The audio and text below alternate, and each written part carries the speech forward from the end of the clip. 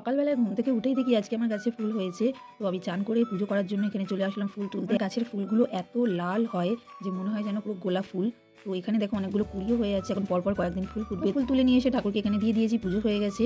তো কয়েকদিন আগে আমার একটা পার্সেল এসেছিল, ওপেন করা হয়নি। তো আজকে চলো পার্সেলে কি আছে তোমাদের সাথে শেয়ার করব। অফার চলছে দেখলে যতক্ষণ না অর্ডার করছি ততক্ষণ যেন শান্তি হয় না।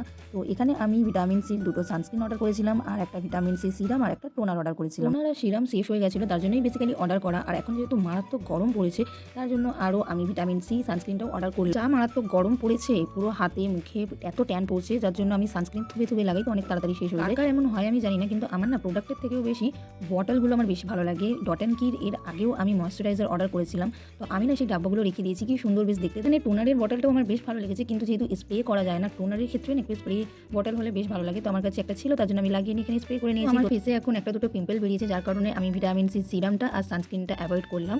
আমার কাছে এখন সিকার সানস্ক্রিনটা আছে, তার জন্য আমার একনে হয়েছে বলে আমি ওটাই ইউজ করলাম। তো জাস্ট গ্লোটা তোমরা দেখো, মানে এইরকম স্কিনে গ্লো থাকলে না আমার এর থেকে বেশি শান্তি আর কোনো কিছুতেই লাগে না।